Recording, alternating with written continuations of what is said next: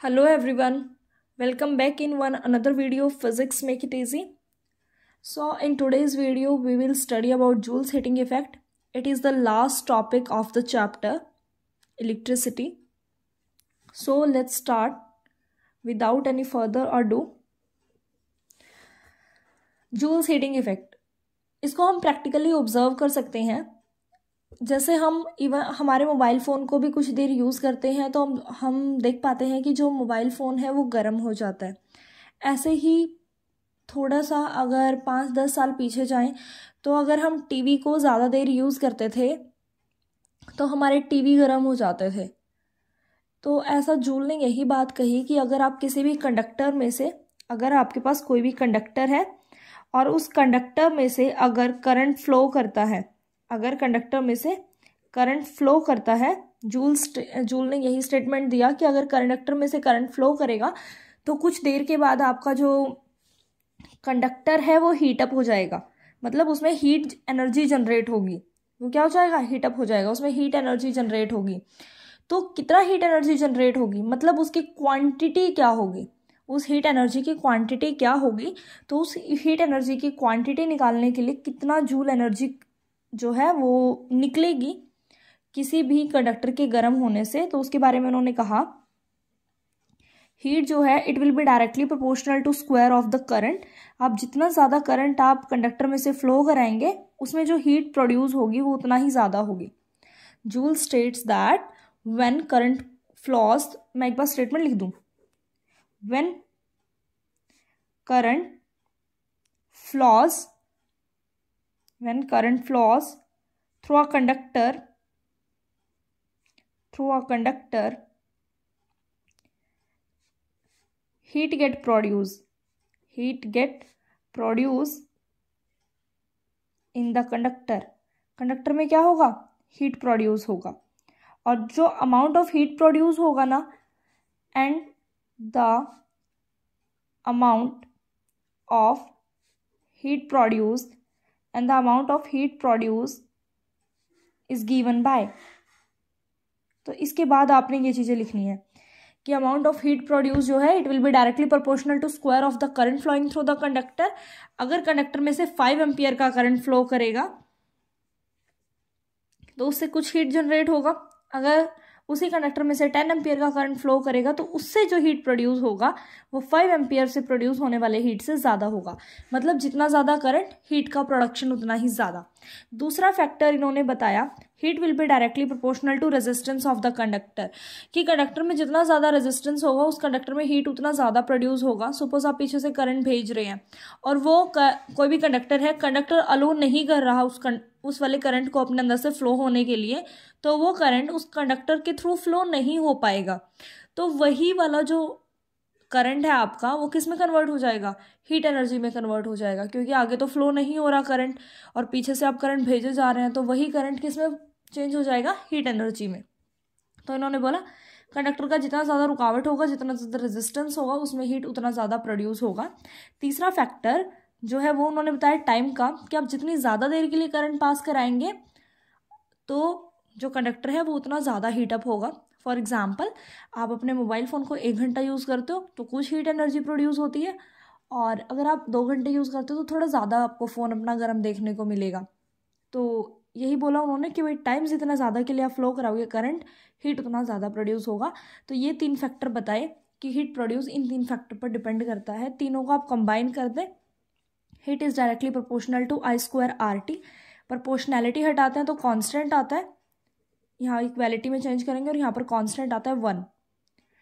तो जो heat production के लिए जो फॉर्मूला आया इट इज़ I²RT. ये हो गया आपका एक बेसिक फॉर्मूला. इसी को आप लिख सकते हैं heat is equal to Ohm's law के according I into R into T, और ओम्स लॉ कहते हैं V is equal to IR. तो आप IR की जगह V रख दें तो IVT हो जाएगा हीट का फॉर्मूला.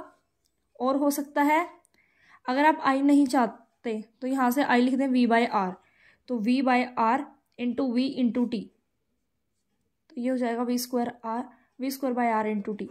ये भी हीट का फॉर्मूला है, ये भी हीट का फॉर्मूला हो सकता है. और एक और फॉर्मूला हीट के लिए हो सकता है, heat is equal to IVT था, हम करंट को चार्ज लिख सकते हैं, हम V को भी हम W/Q लिख सकते हैं इनटू में T।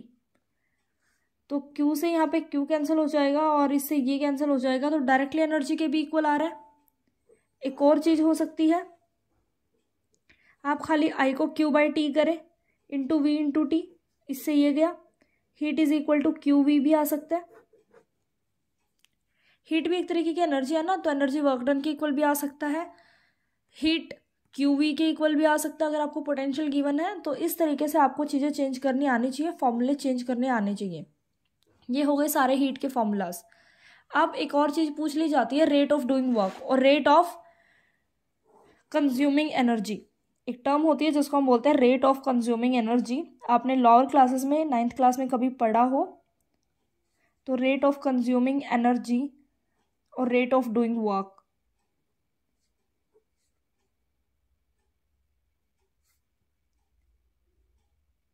उसको हम पावर कहते हैं। पावर का एक छोटा सा एग्जांपल आपको दूं। मान लीजिए आपको एक टैंक भरना है पानी का, और उस पानी के टैंक को भरने के लिए मैंने 2 मोटर ऑन की हैं। एक मोटर उस टैंक को भरने में 2 घंटे लगाती है, जबकि दूसरी मोटर उसी टैंक को भरने में 1 घंटा लगाती है। तो पावर ज़्यादा दूसरे वाली मोटर का होगा, मतलब जो टाइम कम लगाएगा ना काम को करने में, इसका मतलब उसका पावर ज़्यादा है, उसका रेट ऑफ कंज्यूमिंग एनर्जी ज़्यादा है। तो पावर होता है एनर्जी अपॉन टाइम, या फिर हम कहें वर्क अपॉन टाइम। और हीट एनर्जी के अभी हमने फॉर्मूले किए, I²RT/T, तो आप T कैंसिल करेंगे तो फॉर्मूला हो जाएगा I²R।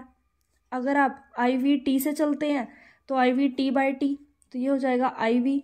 एक फॉर्मूला हो जाएगा, और क्या था फॉर्मूला इसका, V²/R इंटू T, तो बाय में T से T जाएगा, तो पावर का एक और फॉर्मूला हो गया V²/R। तो ये जूल्स हीटिंग इफेक्ट बहुत ही सिंपल सी चीज़ है, ज़्यादा डिफिकल्ट नहीं है ये। आई होप आपको यहाँ तक क्लियर होगा। हीट एनर्जी के SI यूनिट जो है वो जूल होते हैं। हीट एनर्जी के अब SI यूनिट पे बात करें तो हीट एनर्जी के जो SI यूनिट होते हैं वो एनर्जी वाले ही होते हैं, जूल ही होते हैं। जूल के समान में ये वाली यूनिट जो है जूल ही बना दी गई थी। और एक और चीज़, एनर्जी की एक और यूनिट होती है जिसको हम कमर्शियल यूनिट ऑफ एनर्जी कहते हैं। यहाँ से भी क्वेश्चन कई बार पूछ लिया जाता है, commercial unit of energy, commercial unit of energy. अभी अभी हमने पावर के बारे में बात की, तो पावर होता है एनर्जी अपॉन टाइम, या फिर हम कहें वर्क अपॉन टाइम। तो जो ये पावर होता है ना, पावर के SI यूनिट होते हैं वॉट, और थोड़ा बड़े लेवल पे बात करें तो और हो सकते हैं किलोवोट। अगर आप किसी चीज़ के पावर को किलोवोट में ले लेते हैं और आप टाइम को मेज़र करना शुरू कर देते हैं आर में, तो आर को इधर लेके आएंगे तो किलोवोट आर जो है वो एनर्जी के इक्वल आ जाता है। और अगर आपके घर में 1 किलोवोट पावर कंज्यूम हो रही है 1 घंटे तक, अगर आपके घर में 1 किलोवोट आर पावर एनर्जी कंज्यूम हो रही है 1 घंटे तक, तो आप कह सकते हैं कि आपका जो बिजली वाला मीटर होता है ना, उसने 1 यूनिट निकाल दिया, ये उसकी 1 यूनिट के बराबर होता है।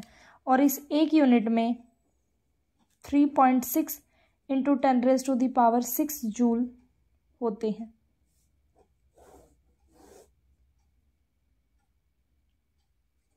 अब ये कैसे आया कि 1 किलोवोट आर में 3.6 इंटू 10⁻⁶ जूल होते हैं। पहली बात, किलो वोट देख के या वोट देख के बच्चे गलती करते हैं कि इसको पावर समझने लगते हैं। एक्चुअल में किलो वोट होती है पावर की यूनिट, जब पावर के साथ टाइम मल्टीप्लाई हो जाता है, जब पावर के साथ टाइम मल्टीप्लाई हो जाता है तो एनर्जी बन जाता है। तो ये एनर्जी के यूनिट है, किलो वोट आर एनर्जी के यूनिट है, और 1 किलो वोट आर को हम मीटर के 1 यूनिट के बराबर बोलते हैं। अब ये है, अब हमने ये कैसे बोला, मैंने ये वाली चीज़ कैसे बोली, तो देखिए ये मैंने कैसे कहा। आप ऐसा यूनिट में अगर कन्वर्ट करने पे आए, ऐसा यूनिट में क्या होता है कि पावर वॉट में होती है और टाइम जो है वो सेकंड्स में होता है। तो चेंज कर देते हैं, 1 किलो वोट को हम लिख देंगे 1000 वोट। 1 घंटे में जो सेकंड होते हैं वो होते हैं 3600 सेकंड, तो ये हो गया 36, 3 और 2, ये 50 हो गई, तो 10⁵ वॉट सेकंड। और अगर साइंटिफिक नोटेशन में लिखे तो 3.6 इंटू 10⁶ वॉट और सेकंड। और अगर यहाँ से ही देखना है आपने, पावर अगर वॉट में है तो एनर्जी और टाइम किस में हो, सेकंड में, तो एनर्जी हो जाएगी watt second is equal to energy, और जो कि एनर्जी के कौन से यूनिट होते हैं, जूल एसआई यूनिट। यहाँ ई फॉर एनर्जी है, डब्ल्यू फॉर वॉट है, तो 3.6 इंटू 10⁶ वॉट सेकंड को हम जूल लिख सकते हैं। तो ये हमारे पास हो गया 1 किलोवाट आर के इक्वल। अब बात कर लेते हैं जूल्स हीटिंग इफेक्ट के एप्लीकेशंस पर। एप्लीकेशन पार्ट इंपॉर्टेंट है, यहाँ से 2 मार्क्स का और 1 मार्क्स का जो है क्वेश्चन बन जाता है। तो applications of Joule's heating effect, कुछ एप्लीकेशंस हैं जो हमें करनी है और हमसे पूछी जाती हैं। Applications of Joule's heating effect, तो सबसे पहली तो एप्लीकेशन वही है जैसे कि आपने थंबनेल में भी देखा होगा। आपने एक चीज़ ऑब्जर्व करी होगी, अपने घर में एक हीटर होता है, ये हीटर को आपने जोड़ा होता है यहाँ प्लग में, ये हीटर को आपने यहाँ पर जोड़ा होता है प्लग में। ये होती है कनेक्टिंग वायर, मतलब कॉपर वायर। यहाँ पे होता है हीटर का एलिमेंट, ऐसे कुछ। जैसे हीटर में करंट आता है तो आप ऑब्जर्व करते हैं वही सेम करंट कॉपर वायर में आ रहा है, वही सेम करंट एलिमेंट में आ रहा है, पर आप देखते होंगे एलिमेंट बिल्कुल रेड ग्लो करता है, जबकि वायर तो इतना हीटअप नहीं होती। कारण क्या दोनों में करंट सेम है? बिल्कुल है। कॉपर वायर में भी यहाँ से ही होते हुए तो करंट आएगा, वही करंट यहाँ आ रहा है, वही करंट सेम यहाँ जा रहा है, तो करंट दोनों में सेम है। और दूसरी चीज़ क्या है, जिस टाइम पे करंट यहाँ आ रहा है उसी टाइम पे करंट यहाँ जा रहा है, तो टाइम भी दोनों के लिए क्या हो गया, सेम हो गया। तो एक चीज़ पे हम बात कर लेते हैं, जो हमारी ये वायर होती है ना कॉपर वायर बनी होती है मेटल से, जो कि कॉपर मेटल है। और जो ये हीटिंग एलिमेंट है ना, ये बना होता है एलॉय से। एलॉय मतलब मेटल प्लस नॉन मेटल का mixture, metal plus non metal का मिक्सचर। और अगर मेटल प्लस नॉन मेटल आपने मिला दी तो रेजिस्टेंस जो है, मेटल जो होती हैं उनका रेजिस्टेंस होता है लो, और जो एलॉय होते हैं उनका रेजिस्टेंस होता है मेटल से हाई। अगर यहाँ पर रेजिस्टेंस हाई है तो हमें पता है heat is directly proportional to R, जिसका रेजिस्टेंस ज़्यादा होगा उसमें हीट भी ज़्यादा प्रोड्यूस होगी। तो इसका रेजिस्टेंस ज़्यादा है क्योंकि ये एलॉय से बना हुआ है, तो इसका रेजिस्टेंस ज़्यादा होने की वजह से इसमें हीट ज़्यादा प्रोड्यूस हुई और ये ज़्यादा ग्लो करने लग गया। जबकि कॉपर वायर जिसका रेजिस्टेंस कम था उसमें हीट कम प्रोड्यूस हुई तो वो ग्लो नहीं कर रही। क्या आपको पहली एप्लीकेशन समझ आई? तो इसको आप अपनी वर्डिंग्स में लिख सकते हैं। आप लिखेंगे heating element is made up of alloy and alloy has high resistance but the wire is made up of copper and copper has low resistance and the material which have high resistance will produce high amount of heat energy. That's why heating element will glow. तो इस तरीके से आप अपनी wordings में इसको लिख सकते हैं। इलेक्ट्रिक आयरन में भी सेम चीज़ फॉलो होती है। इलेक्ट्रिक आयरन जो होती है उसको भी एलॉय से बनाया जाता है ताकि उसका जो बेस है वो ज़्यादा गर्म हो सके और आपके कपड़ों की जो सिलवटें हैं वो हट सके। यही फिनोमिनन फॉलो होता है गीज़र कॉइल में। तो इस तरीके से ये चीज़ें चलती रहती हैं। ये है इसकी एप्लीकेशन। एक और इम्पॉर्टेंट एप्लीकेशन जो कि है फ्यूज़ वायर, जो कि आपके घर में लगी होती है। फ्यूज़ वायर हमारे घर में सीरीज़ में लगी होती है। सपोज़ ये हमारे घर के बाकी सारे कनेक्शंस हैं, जो भी है बाकी सारे कनेक्शंस, हमेशा कनेक्शन में पहले आपके घर में ये मेन सप्लाई है या आपके घर की मेन सप्लाई या मीटर है, यहाँ से आगे करंट जा रहा है, यहाँ पर पहले एक फ्यूज़ वायर लगाई जाती है। फ्यूज़ वायर को बनाया जाता है अलॉय से, और अलॉय भी कोई भी अलॉय नहीं यूज़ किया जाता। यहाँ पर जो अलॉय यूज़ होता है वो होता है लेड और टिन। लेड और टिन में लेड होता है 63% और टिन जो होता है वो होता है 37%। इस अलॉय से फ्यूज़ वायर को बनाया जाता है। इसीलिए बनाया जाता है बिकॉज इसका जो रेजिस्टेंस है वो हाई है और मेल्टिंग पॉइंट लो है, और मेल्टिंग पॉइंट जो है इसका वो क्या है, लो है।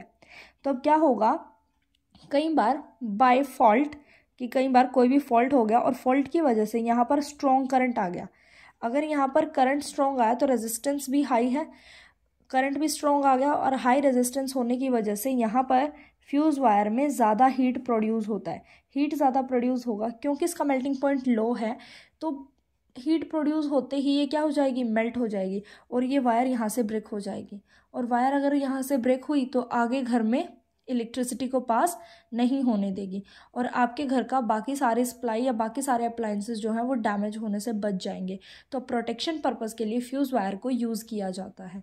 आपने कॉमन लैंग्वेज में सुना भी होगा कि फ्यूज़ उड़ गया, तो फ्यूज़ वो तब उड़ते हैं जब मतलब ये वायर ब्रेक हो जाए।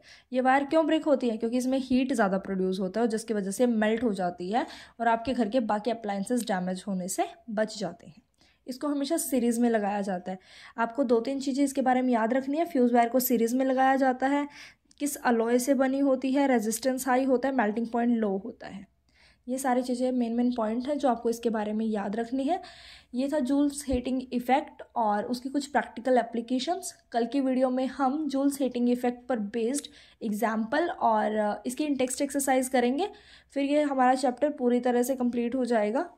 सो बने रहें, इस चैनल की सभी वीडियो देखें सीक्वेंस में, आपको चीज़ें क्लियर हो जाएंगी। फिर भी डाउट रहता है आप कमेंट सेक्शन में नीचे छोड़ सकते हैं। Thank you.